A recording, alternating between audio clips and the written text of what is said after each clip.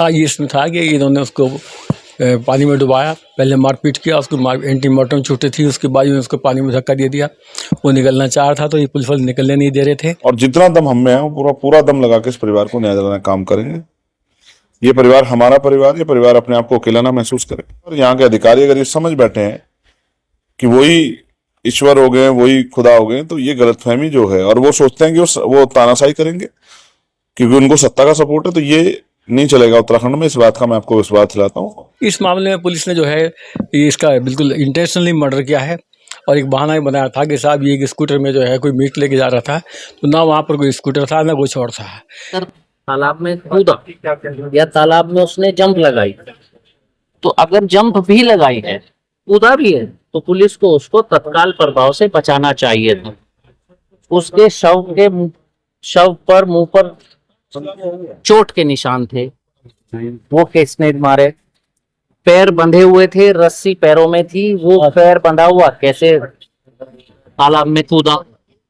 ये सारे सवाल ऐसे हैं जो सवाल खड़े करते हैं। वो उसकी वीडियो अंधेरा था, तो किसी ने उस समय अंधेरे में वीडियो बनाई है जिसमें बचाओ बचाओ चिल्लाने की आवाज आ रही है। बहुत तकड़ा लड़का था।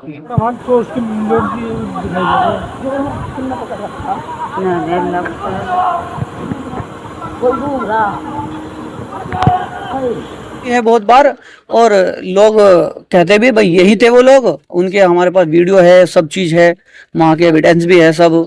जिस टाइम वो डूब रहा था उस टाइम भी उसने चिल्लाने की आवाज आ रही है, वीडियो बन रही है। 2 लोग और थे, उन्होंने भी उसमें बचाने की कोशिश की, पर उन्होंने कहा नहीं बचा पाऊंगा, गोली मार देंगे। महल्ले के लोग भी वहां बता रहे थे कि हम निकले बाहर उस टाइम तो पुलिस बाहर खड़ी थी, ये कहने के लिए अगर तुम बाहर निकले तो अच्छा नहीं होगा तुम्हारे लिए, अंदर जाओ, अंदर रहो। इंटरव्यू को जब तक इंसाफ नहीं मिलेगा, जहाँ जिस फोरम पे भी जाना होगा हम लोग जाएंगे।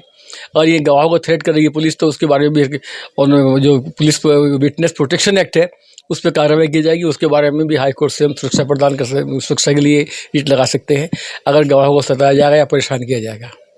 ये एक समझने वाली बात है कि जिस घटनाक्रम पर जहां किसी के साथ मॉब लिंचिंग भी अगर कहें तो कम ना होगा, क्योंकि अगर किसी एक अकेले व्यक्ति को 6-7 लोग कहीं मारते पीटते तो वो मॉब लिंचिंग होती है।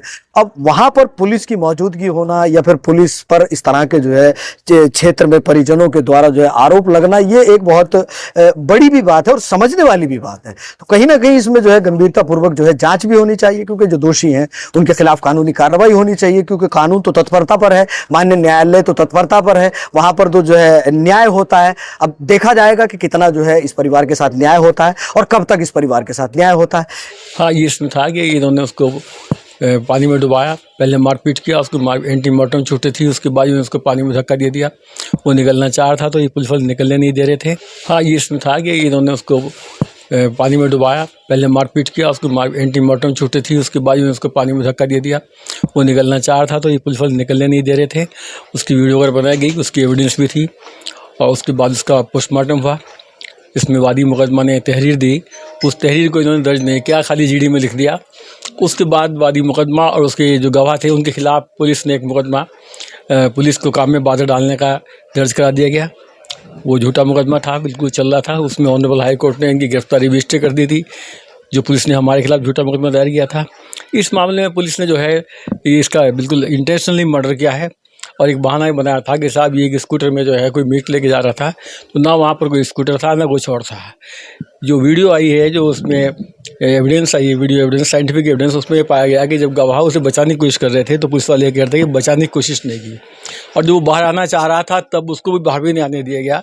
तो ये क्लियर मर्डर केस था।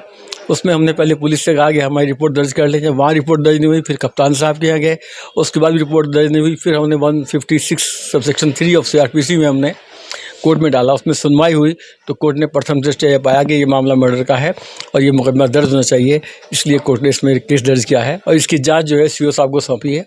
अगर CO साहब ईमानदारी से कार्य नहीं करेंगे तो फिर हम ट्राई करेंगे कि इसकी जांच जो है CBCID या CBI से कराई जाए। इस तरह ही कहना है इसमें। हमारे गवाहों के खिलाफ और वादी मुकदमे के खिलाफ एक झूठा केस बनाया था कि पुलिस के कार्य में हमने बाधा डाली है। उस पर ऑनरेबल हाई कोर्ट ने जो इन्होंने हमारा क्रॉस केस लिखा गया था उसमें सबकी गिरफ्तारी, जो प्राइवेट पर्सन थे, जो गवाह थे, वादी मुकदमा थे, वो स्टे कर रखी है। उसकी तफ्तीश भी चल रही है और उसके बाद इंटरव्यू को जब तक इंसाफ नहीं मिलेगा, जहाँ जिस फोरम पे भी जाना होगा हम लोग जाएंगे। और ये गवाहों को थ्रेट करेगी पुलिस तो उसके बारे में भी और जो पुलिस विटनेस प्रोटेक्शन एक्ट है उस पर कार्रवाई की जाएगी। उसके बारे में भी हाई कोर्ट से हम सुरक्षा प्रदान कर सुरक्षा के लिए रिट लगा सकते हैं अगर गवाहों को सताया जाएगा या परेशान किया जाएगा।